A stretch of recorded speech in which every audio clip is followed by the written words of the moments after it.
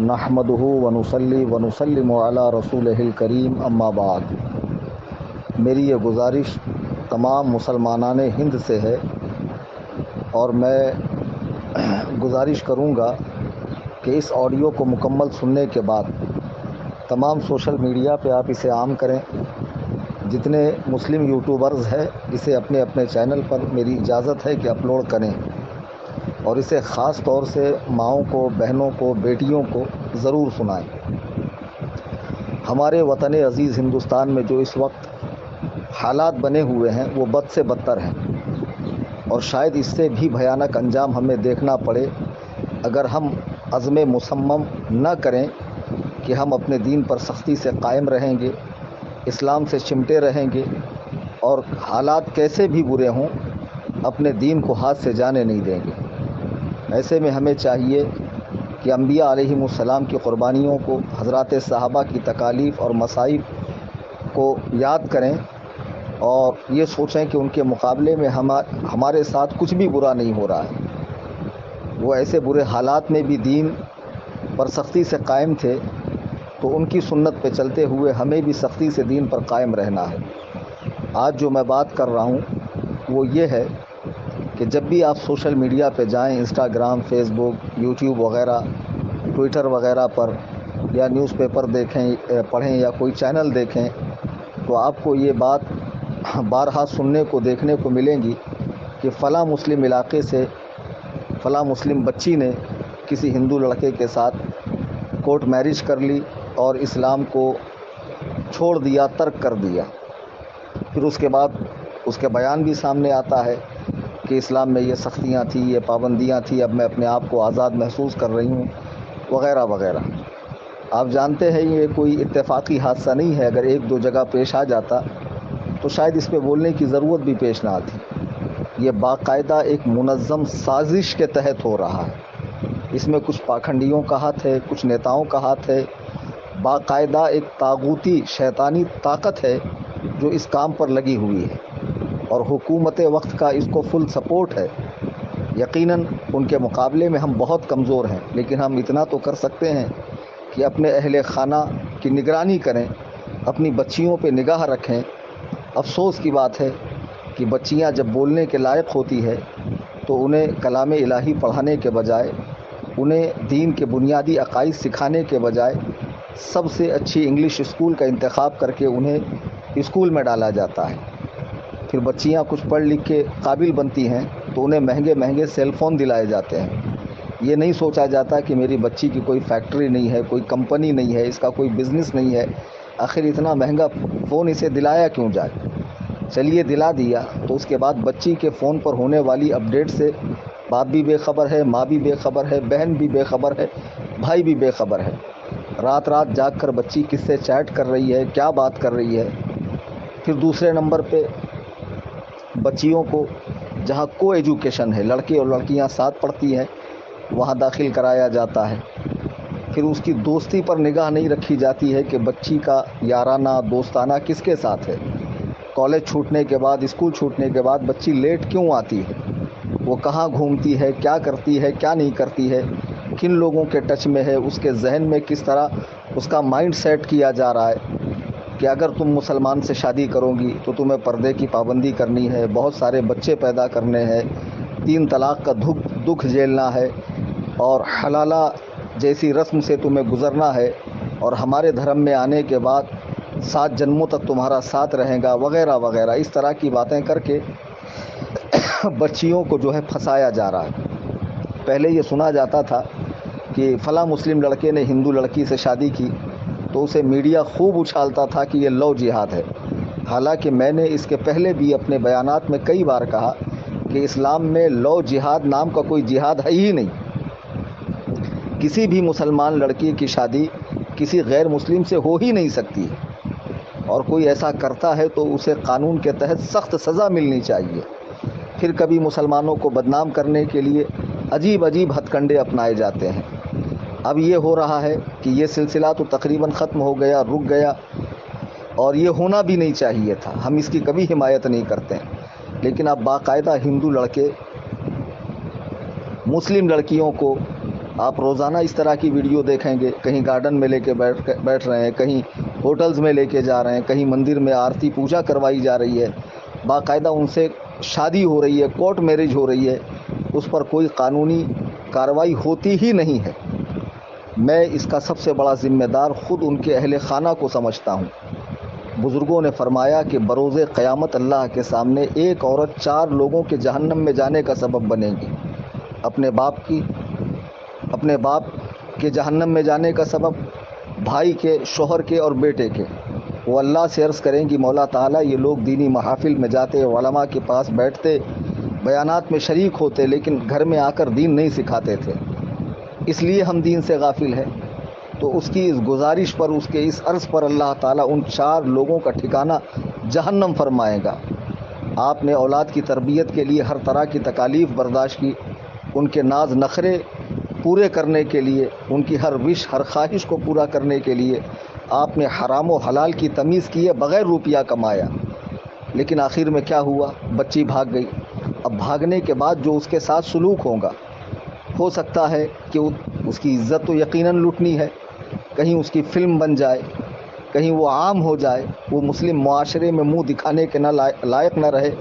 اے میری قوم کی بچیوں، ذرا سوچو کہ جب تم بھاگ کر جا رہی ہو، تمہارے اہل خانہ پر کیسا غم کا پہاڑ ٹوٹا ہوگا، اہل محلہ، اہل خاندان انہیں کیا کیا طانے مارتے ہوں گے۔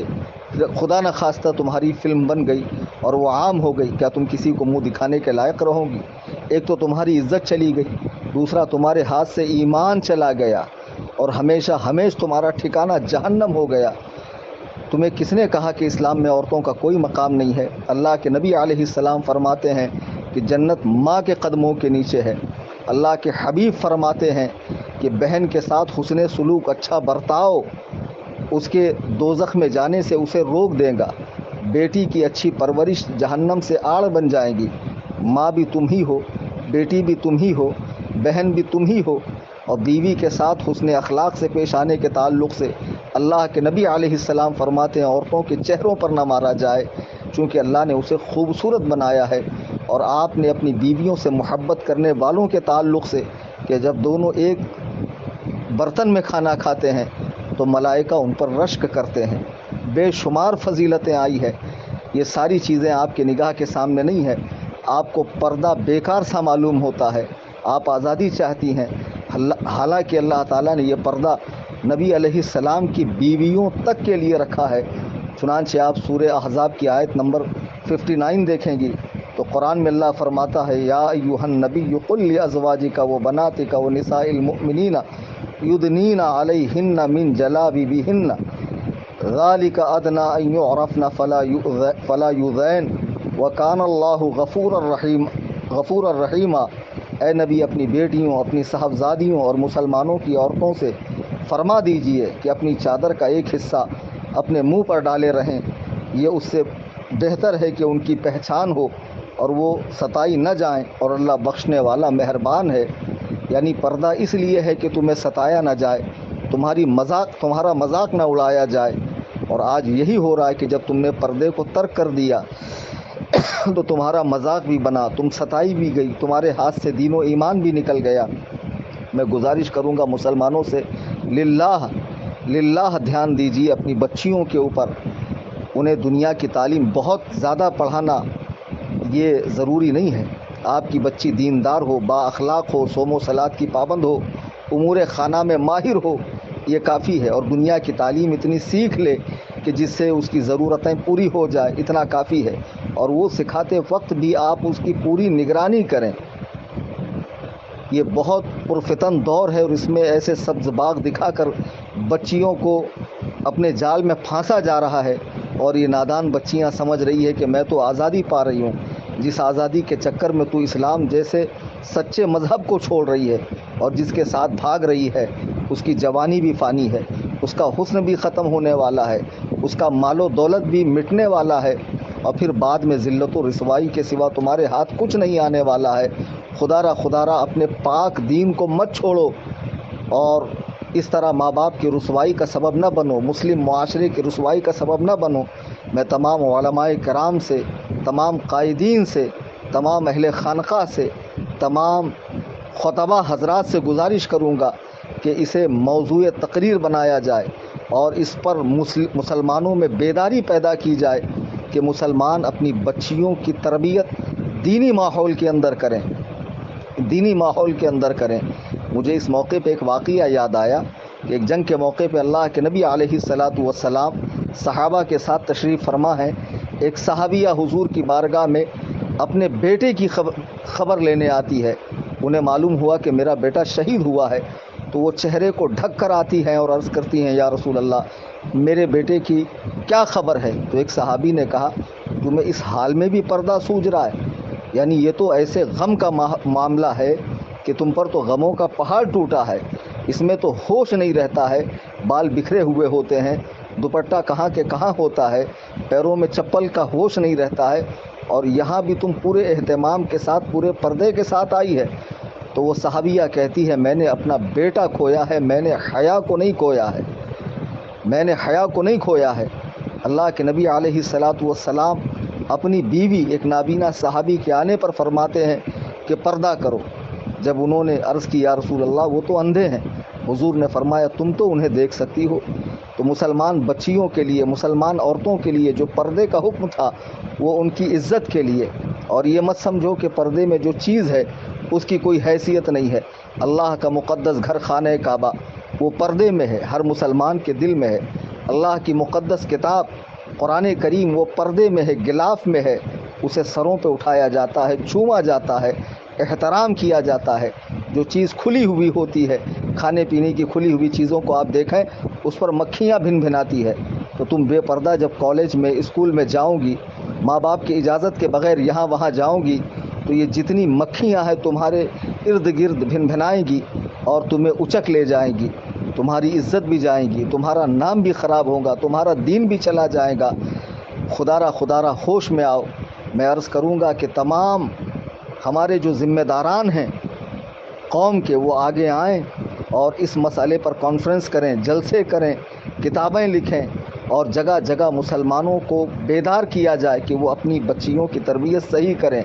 یہ چند مختصر سی باتیں تھیں۔ خدا واقعی دل دکھتا ہے جب اس طرح کی چیزیں سامنے آتی ہے۔ ویڈیوز وغیرہ واٹس ایپ پہ لوگ بھیجتے ہیں کہ فلاں مسلم بچی گارڈن میں ایک غیر مسلم کے ساتھ گل چھرے اڑا رہی تھی اور انہیں پکڑا گیا، اور پھر وہ بالکل جری ہو کر شیرنی بن کر جواب دیتی ہے کہ کیا رکھا ہے اسلام میں سوائے ذلت کے، رسوائی کے، اور بچے پیدا کرنے کے، اور اس کے اس کے۔ تو یہ جو زبان ان کو پھوٹی ہے اس کی وجہ یہ ہے کہ یہ واقعی دین سے ناواقف ہیں، ورنہ اسلام میں عورتوں کا اتنا مقام رکھا گیا ہے۔ اللہ اکبر کبیرہ۔ سیدہ کائنات حضرت سیدہ فاطمہ زہرا رضی اللہ تعالیٰ عنہ نبی کریم صلی اللہ علیہ وسلم کی صاحبزادی ہیں۔ حضور آپ کو دیکھنے کے لیے آپ کے گھر تشریف لے جایا کرتے تھے۔ اسلام میں بیوی سے محبت ہے، ماں سے محبت ہے، بہن سے محبت ہے، بیٹی سے محبت ہے، ان کو پورے عزت و وقار کے ساتھ رکھنے کا حکم ہے۔ اور انشاءاللہ الرحمن اس مسئلے کی حساسیت کو دیکھتے ہوئے ہم جو ممبئی کی سرزمین پہ الجامعۃ الحنفیہ حدیقۃ النعمان ادارہ قائم کریں گے، اس میں خاص بچیوں کی دینی تعلیم کے لیے بھی ایک شعبہ ہوگا، جس میں انشاءاللہ بچیوں کو زیور تعلیم سے آراستہ کیا جائے گا۔ رمضان کریم کا مقدس مہینہ ہے، میں احباب سے گزارش کروں گا کہ تنظیم کا زیادہ سے زیادہ مالی تعاون کریں اپنی زکوٰۃ، صدقات، فطرے، فدیے وغیرہ سے، تاکہ جلد سے جلد ہمارا یہ جامعہ قائم ہو جہاں مسلمانوں کے بچوں کو، بچیوں کو دینی تعلیم سے آراستہ و پیراستہ کیا جائے۔ تفصیل کے لیے آپ میرے نمبر پر رابطہ کریں 9820 672 770۔ شاید کہ اتر جائے تیرے دل میں میری بات، انداز بیاں گرچہ بہت شوق نہیں، وما علینا الا البلاغ۔